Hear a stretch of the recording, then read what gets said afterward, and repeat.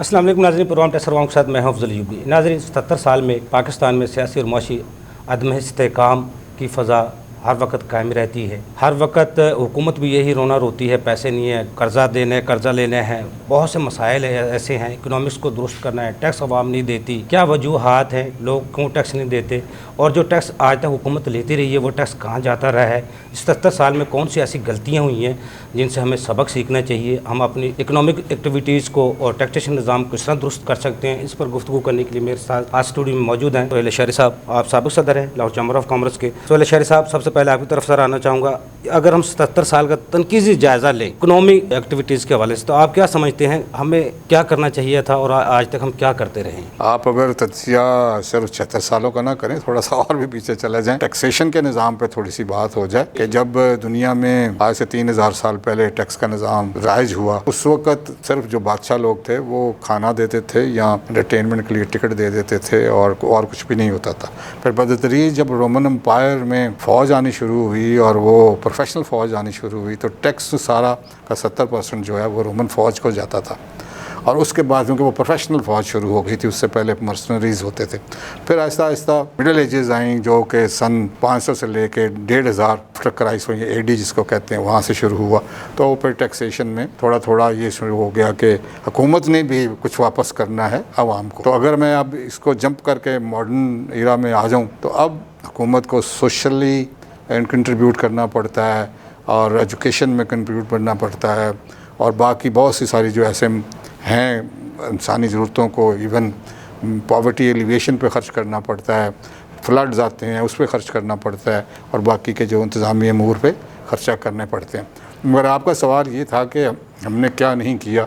देखिए, जैसे ही world war 2 के बाद हम डीकोलोनाइज हुए हैं और जो कॉलोनाइजल लोग थे उन्होंने हमें उसी मुकाम पे रखा, क्योंकि वो सारी मशीनरी और रॉ मटेरियल यहाँ से वो ले गए और उन्होंने अपनी इंडस्ट्री को पनपना शुरू कर दिया और हमें वो सूखा दूध और आटा देते रहे कि आप इसी मुकाम पे रहें। और हम भी उस वक़्त चूँकि बहुत उजड़े हुए थे तो हम भी उसी सिस्टम में रहे। उस दौर में उन्होंने अपनी इंडस्ट्री को पनपाया, हम अपनी इंडस्ट्री की तरफ बिल्कुल तवज्जो नहीं दी और आज भी मेन इंडस्ट्री है वो उनके हाथों में है, मेन प्रोडक्शन यूनिट्स उनके पास हैं, मशीनरी तक हम बाहर से इंपोर्ट करते हैं, रॉ मटेरियल हम बाहर से इंपोर्ट करते हैं। हमने वो अपने लिए वो काम नहीं किए और हमने वो आसान तरीके ढूंढे जिससे कि हम पैसे कमा सकें और हम उन्हीं से चीज़ें मांगते रहे। अब इस वक्त आखिरी 25-30 सालों में इकॉनमी ने बिल्कुल पलटा खा लिया और सर्विस इंडस्ट्री में ज़्यादातर लोग चले गए हैं। तो हमें भी ग्लोबलाइजेशन के साथ दुनिया की जो चल रही हैं चीज़ें उनके साथ चलना पड़ेगा।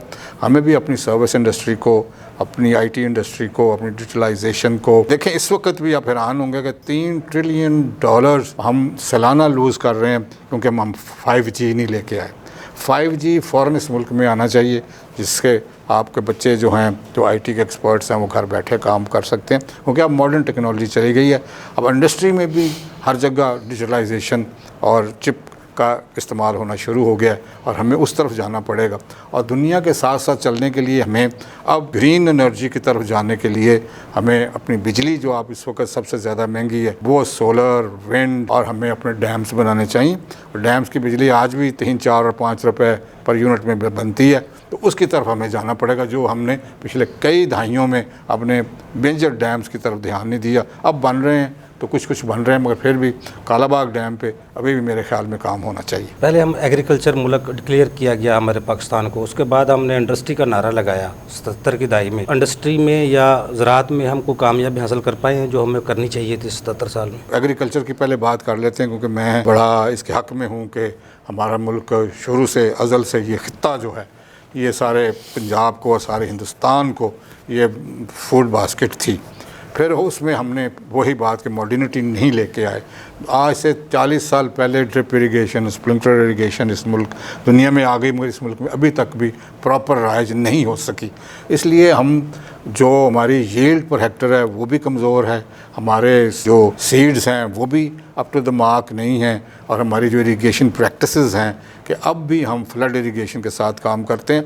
चलिए ये अपनी जगह एक बात होगी, मगर उसके बावजूद 5 दरियाओं का मुल्क था, हमने दरियाओं पे कोई तवज्जो नहीं दी, जिसका मतलब ये है कि हमने لینڈ انڈر کلٹیویشن مزید نہیں بڑھائی. ایک طریقہ یہ ہوتا ہے نا کہ آپ کلٹیویشن کا ایریا بڑھا دیں اگر آپ کا پروڈکٹیوٹی نہیں بڑھ رہی تو ہم نے وہ بھی نہیں کیا.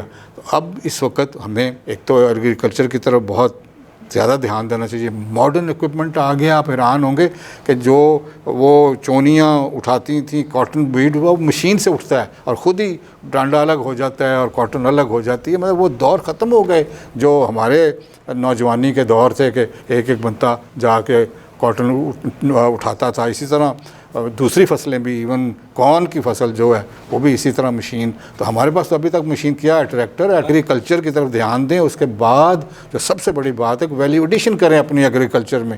آپ سیدھا آم نہ بیچیں, آپ اس کا جوس بنا کے بیچیں, آپ کینو کا جوس بنا کے بیچیں. آپ بڑی اچھی ہیں ہماری کھجوریں, اس کو کام کریں, میٹ کا کام کریں. بہت کچھ ہے اس ملک میں, مگر توجہ جو ہے پولیٹیکل انسٹیبلٹی کی طرف رہے گی تو پھر تو مجھے نہیں لگتا کہ یہ ممکن ہے. آپ سمجھتے جو ہمارے سے غلطی اس کوتے ڈھاکہ کی, اس سے ہماری معاشرت کا بیڑا گرک ہوا. دوسرا جب ہم نے اداروں کو نیشنلائز کیا اس سے ہمارا کو بیڑا گرک ہوا. یا پھر ہم نے اونے پونے جب اداروں کو دوبارہ فروخت کیا, دوسروں کو بیچا, اس کے بعد ہمارا بیڑا گرک ہوا. یا واقعی ہم ٹیکس نظام کی وجہ سے ہمارا بیڑا گرک ہوا ہے اکانومی کا. دو چار چیزیں ہم سے صحیح نہیں ہوئیں. سب سے پہلے تو ذوالفقار علی بھٹو صاحب کے دور میں جب نیشنلائزیشن ہوئی اس وقت پاکستان بہت عروج پہ جا رہا تھا اپنی اکانومی کے اور انڈسٹری کے حوالے سے. اور چونکہ انہوں نے تو چھوٹی چھوٹی انڈسٹریز اسمال اینڈ میڈیم بھی اس وقت نیشنلائز کر دی, وہ لوگوں کے ہاتھ سے انسینٹیو نکل گیا. لوگوں نے فیصلہ کر لیا اب ٹریڈنگ کرنی ہے, اب انڈسٹری نہیں چلانی. ٹریڈنگ کے لیے جو سب سے مزے کی بات یہ ہے کہ آپ نے کسی سے خریدا, دکان پہ رکھا, بیچ دیا, دیٹس آل. آپ نے کہا کوئی میں نے 2 ملازم رکھ لیں اور وہ آپ کی چیز بیچ دیں گے. مگر بنانے کے لیے آپ کو پوری ایک انڈسٹری لگانی پڑتی ہے, چاہے اسمال اینڈ میڈیم ہو, اور اس کے لیے پھر آپ کو سارے لوازمات چاہیے, پھر اس کے اوپر ٹیکسیشن ہے, پھر اس کے اوپر بجلی ہے اور سارے دوسرے لوازمات. ٹیکسیشن والے 26 کمپنیاں 26 محکمے آ جاتے ہیں آپ کو دیکھنے والے. تو وہ ٹریڈنگ بہت آسان ہے, اس میں اوبیسلی امپورٹ پہ بڑھ جاتی ہے. مگر دیکھیے امپورٹ بڑھنا کوئی بری بات نہیں ہے. امپورٹ اسی ملک کی بڑھتی ہے جس کی ایکسپورٹ اس سے زیادہ بڑھے, کیونکہ وہ را مٹیریل منگاتا ہے, اس سے چیز بناتا ہے اور وہ باہر بیچتا ہے. مگر ہمارا کام کیا ہے کہ جو باہر سے چیز آئی وہ ملک میں ہی بیچ دی اور اس کا ڈالر کوئی نہیں آپ نے کمایا. تو وہ کیونکہ آپ زیادہ تر فنش پروڈکٹ منگوا رہے ہوتے ہیں, آپ کو فنش پروڈکٹ نہیں منگوانی چاہیے, وہ را مٹیریل اور مشینری منگوانی چاہیے. را مٹیریل اور مشینری کے اوپر 0 ریٹڈ ٹیکس ہونا چاہیے تاکہ اس کے اوپر ویلیو ایڈیشن ہوگی اور وہ دوبارہ ایکسپورٹ ہوگی. ایون اگر اب ملک میں بھی کنزیوم ہوتی ہے تو وہ میڈ ان پاکستان تو ہوگی نا. تو اس چیز کو دیکھتے ہوئے پہلا تو ہمارا یہ ہوا. سکوتے ڈھاکہ سے میں نہیں سمجھتا کہ کتنا فرق پڑا, مگر وہ پولیٹیکلی ایک فرق تھا. مگر میرے اپنے ذہن کے مطابق جسٹ پاسنگ ریمارک, ایک جوش ہوتا ہے, جذبہ ہوتا ہے بزنس مین میں بزنس کرنے کا, انڈسٹری لگانے کا. جب اس سے وہ جذبہ چھین لیا جائے, وہ جذبے کو لانے کے لیے پھر 100 سال نہیں چاہیے. آپ نہیں سمجھتے پھر دوبارہ آدمی آتے ہیں, کافی وقت چاہیے ہوتا ہے. مگر وہ نقصان ہمارا نیشنلائزیشن پہ ہوا تھا, سکوتے ڈھاکہ سے نہیں ہوا تھا.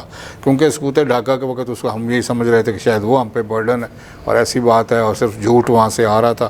مگر وہ چونکہ دور ہم سے بہت تھے اور لینگویج کا فرق تھا, سوچ کا فرق تھا, پاپولیشن ان کی بہت زیادہ تھی, ہم سے فرق تھی. تو میرا تو اپنا ذاتی رائے یہ کہ ہمیں پہلے ہی کنفیڈریشن بنا لینی چاہیے تھی اور ان کو آزاد کر دینا چاہیے تھا, اور اس کو بھی ایک صوبہ ٹائپ بنا کے اور ان کا منسٹر بنا دیتے تو یہ جھگڑا نہ ہوتا. اور اس کے بعد سے جیسے میں نے عرض کیا نا جی کہ ریپریشن شروع ہو گئی اس ملک میں. جو بھی آیا اس نے سمجھا کہ ٹیکسوں سے اور لون سے قوم چلے گی. یہ لون کا کنسیپٹ کب شروع ہوا؟ 1881 سے شروع ہوا, جس کو ڈیٹ کہتے ہیں کہ آج آپ چیز بنا لیں, پیسے کل دے دینا. جی یہ ڈیٹ ہوتا ہے. تو وہ تقریباً امریکہ میں 1880 میں شروع ہوا, نہیں 1861 میں شروع ہوا. تو میں آپ سے یہ بتا رہا تھا کہ لون لینا اور یہ جو سے میں نے پہلے بات کی ہے, ان دونوں سے قومیں نہیں ترقی کرتی ہیں گروتھ کے ساتھ. آپ نے گروتھ کی طرف دھیان نہیں دیا, آپ نے لون لے لیا, لیکن لون کے پیسے کو بھی یوٹیلائز صحیح نہیں کیا نا. اگر اس سے کوئی بینیفٹ اٹھاتے ہیں, وہ بھی صحیح نہیں کیا.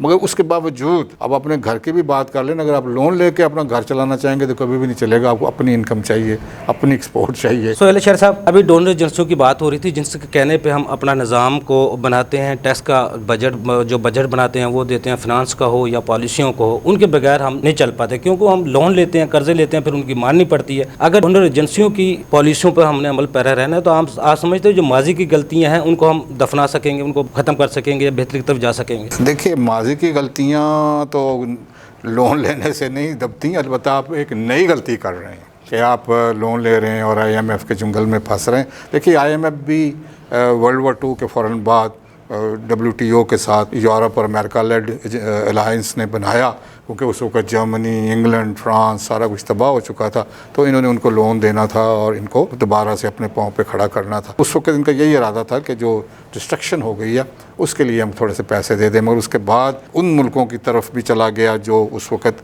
अंडर डेवलपिंग थे, और उनको भी इन्होंने, वेनेजुएला है, ब्राज़ील है, उसमें पाकिस्तान ने तो माशाल्लाह 24 दफ़ा इनके साथ इनिंग्स खेली हैं।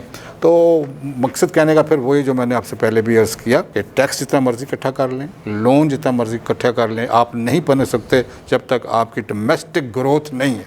तो आपने सारा ध्यान अपनी डोमेस्टिक ग्रोथ की तरफ देना है। ईज़ ऑफ डूइंग बिजनेस का हमने एक नारा लगाया था, उस पर अमल पैरा तो शायद ना हो सके, लेकिन उस पर कुछ शायद कुछ बेहतरी आई थी। थोड़ी सी बेहतरी 1-2 सालों में, पिछले सालों में आई है ईज़ ऑफ डूइंग बिजनेस में, क्योंकि देखिए ये भी सारी जितनी भी आज़ादें हैं ना, ये सारी अमेरिका लेड यूरोप की हैं। ईज़ ऑफ डूइंग बिजनेस भी कि आप फैसिलिटेशन क्रिएट करें अपने आम इंडस्ट्री के लिए, ताकि वो तरीके से बिज़नेस कर सके, अच्छे बिज़नेस एथिक्स हों, टाइम पे जाएं, टाइम पे आएँ, प्रोडक्ट आपकी अच्छी हो, कैपेबिलिटी कैपेसिटी आपकी अच्छी हो, आप इंटरनेशनल स्टैंडर्ड और सर्टिफिकेशन के मुताबिक चीज़ें बनाएं और उनको एक्सपोर्ट। उनका मुकाबला करने के लिए तो आपको फिर सारी सहूलियत फराहम करनी पड़ेगी, इंडस्ट्री वालों को देनी पड़ेगी, बिजली भी सस्ती देनी पड़ेगी, गैस भी सस्ती देनी पड़ेगी, जो मुमकिन नहीं है। मुझे आप इजाज़त देंगे सब, तो मैं कम से कम एक महकमा आपको बता सकता हूँ। 2-3 सवाल है मेरे बड़े। मैं पहले इसका जवाब दे दूं कि हमारा जो फाइनेंशियल सेक्टर है ना जी, उसने बड़ी तरक्की की है, which means the banking sector. Banking sector से हम अभी भी कह सकते हैं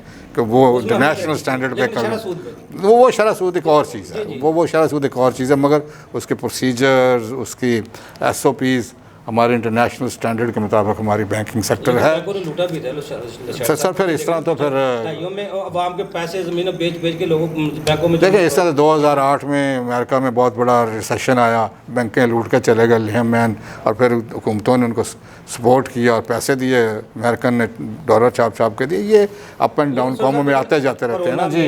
दुनिया हाँ रो रही थी, जवाल था पूरी दुनिया के ऊपर, लेकिन पाकिस्तान की लिस्टेड कंपनियां अरबों रुपए कमा रही थी। ये भी तो दूसरा है ना, उसमें आप क्या कहें, फाइजर ने कमाया, सब ने कमाया उस दौर में। मतलब आप यूँ ना समझें कि पाकिस्तान इन आइसोलेशन कोई गलत राह पे चला हुआ, सारी दुनिया गलत राह पे चली हुई। अभी आप देख लें कि गाज़ा में क्या हो रहा है, वो यूक्रेन में क्या हो रहा है। मतलब कि आप क्या समझते हैं कि वो उनका बड़े सॉफ्ट इमेज हैं और वो कुछ नहीं करते, उनका बैंकिंग सेक्टर हमसे बुरा है, उनका जो टैक्सेशन सिस्टम है वो हमसे बुरा है। ऐसी कोई बात नहीं है। हाँ, हम अपनी बात बेशक करें, उनकी ना करें, मगर उसके बावजूद हमें बहुत सी खूबियाँ हैं, जैसे मैंने आपको फाइनेंशियल, और इसी तरह हमारा जो हमारा स्टॉक एक्सचेंज है हमारा, वो बड़ा कामयाब है इस वक्त।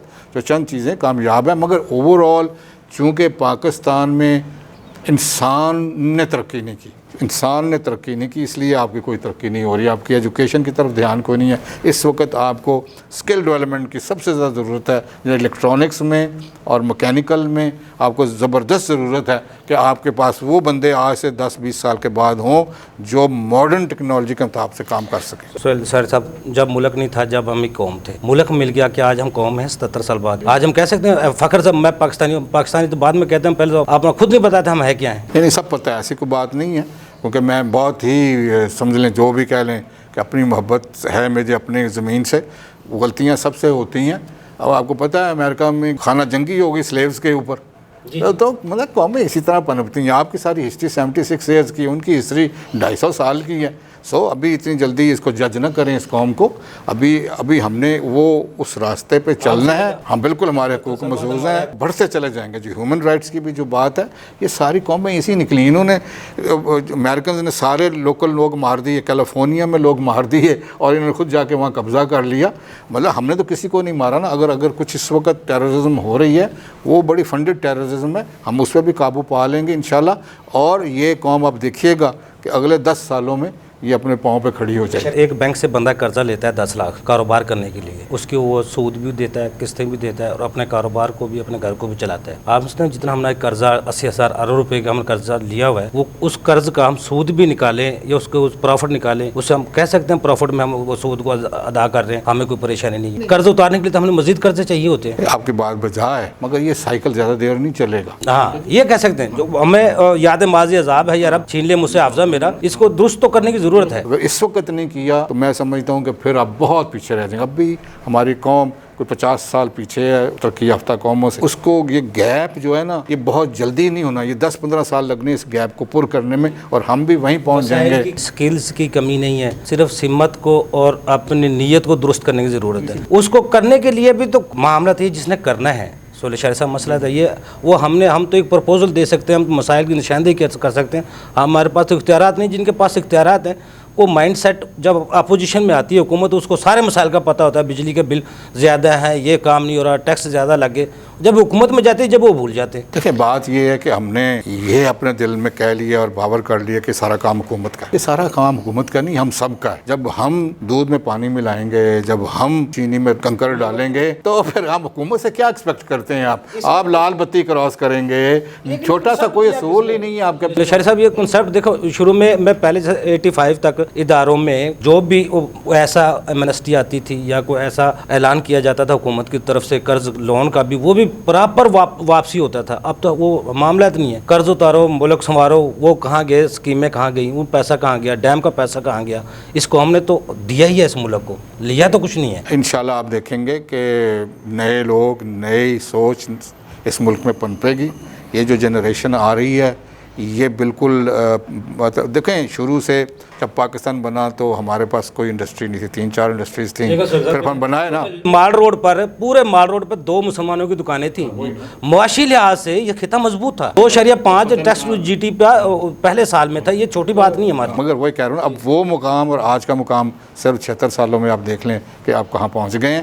اس کے بعد سے آنے والی, میں بات اصل میں یہ کرنا چاہ رہا تھا کہ اس وقت جو دکاندار اور بزنس مین تھے نا, وہ کہتے ہیں بس ہٹی تے بیٹھ جائیں, وہ پڑھاتے نہیں تھے. یہ جو اس وقت پچھلے 30 سالوں میں ہو رہا ہے, لوگ اب سارے, کوئی امریکہ سے پڑھ کے آ رہا ہے, کوئی لنڈن سے پڑھ کے آ رہا ہے, کوئی جرمنی چائنا سے پڑھ کے آ رہا ہے, ایون قزاقستان سے پڑھ کے آ رہے ہیں. اب یہ جو جنریشن آ رہی نا اگلی, وہ انشاءاللہ اس کو پڑھنے کی بزنس میں بھی اور زراعت میں بھی پڑھے لکھے, اس سے میں اتفاق کرتا ہوں کیونکہ نوجوان اب پڑھا لکھا ہے. پہلے شاہر صاحب آپ کو بہت شکریہ. ناظرین, ہمارے ایکسپرٹ کا آپ نے گفتگو سنی. اپنی نیت اور سمت کو درست کرنے کی ضرورت ہے. 1 ڈالر کے لیے ہم لوگوں کے ممالک IMF کے ترلے کر رہے ہیں. اگر IPP معاہدوں کو شیڈول کر لیے, ان کو ختم کر لیا جائے تو 1000 ارب روپیہ ہم ان کو ادا کرتے ہیں, 3 ارب ڈالر وہ ہمارے کم سے کم بچ سکتے ہیں. اگر کچھ چھوٹے چھوٹے معاملات بھی ہم اپنا درست کرنا چاہیں تو بہت سے ایسے معاملات ہیں جن میں خود بخود ہم الجھے ہوئے ہیں. درست کرنے کے لیے صرف نیت اور سمت کی درست ضروری ہے. اگلے پروگرام تک کے لیے افضل عید کو اجازت دیجیے. اللہ حافظ. پاکستان زندہ باد. دیکھیے پروگرام ٹیکس اور عوام افضل ایوبی کے ساتھ.